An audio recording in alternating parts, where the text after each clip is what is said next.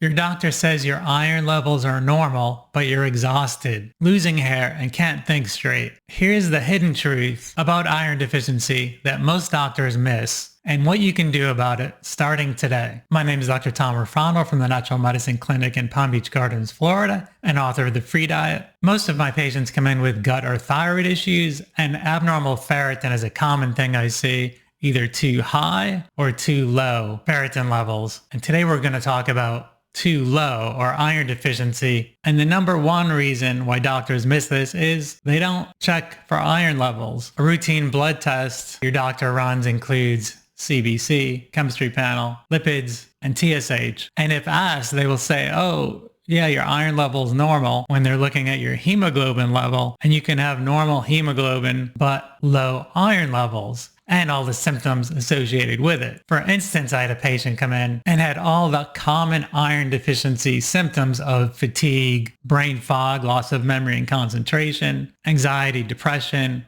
weight gain, hair loss, dizziness, poor muscle endurance, shortness of breath, cold hands and feet, and none of her doctors had ever checked her iron levels. So the first thing you want to do is make sure you get the right testing. When you ask your doctor to check your iron level, you want to check an iron panel, which includes iron, percent saturation, TIBC, ferritin level, which represents stored iron, along with their usual CBC, chemistry panel, lipids, TSH. And I would also check CRP, LDH, GGT, insulin A1C, uric acid, and free T4, free T3 at a minimum to assess your ferritin situation. Another thing your doctor often misses is when you do get these results back, they're looking at normal range. So the normal range for this patient, who was 52 years old, 15 to 150, she was 10. And oftentimes the doctor will say, oh, that's not that bad. It's just a little bit below. Well, optimal is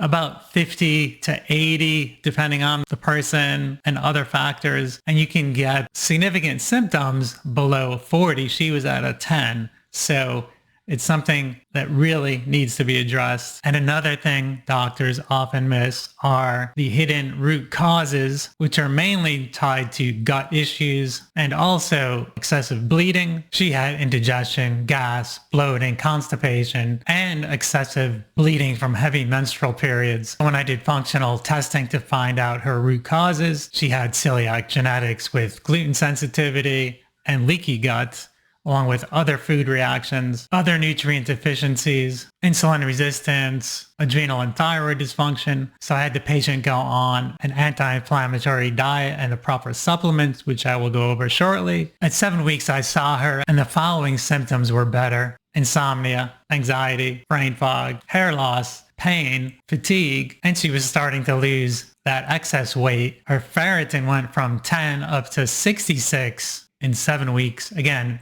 optimal is 50 to 80. And she had improvements in many of her other blood markers, including glucose dropping 20 points to normal. The diet she followed, I call the Free Diet. It's a diet I came up with years ago when I was figuring out how to heal my own autoimmune Hashimoto's thyroid condition, rheumatoid arthritis, IBS, fatigue, and other health issues. It's a diet that's free of not only gluten, but gluten, grain, sugar, yeast, dairy, eggs, soy, legumes, nightshades, processed foods, all those foods most commonly responsible for inflammation, gut, thyroid, and other chronic health issues. So that's phase one of the diet. And as you get better and get into the next phases of the diet, we start adding back additional foods to see how you do. As far as supplements, the type of iron I gave her is not the typical ferrous sulfate that most doctors recommend, which can cause a lot of digestive issues like stomach pain, nausea, constipation, so much so that many patients just stop taking it because they feel so miserable.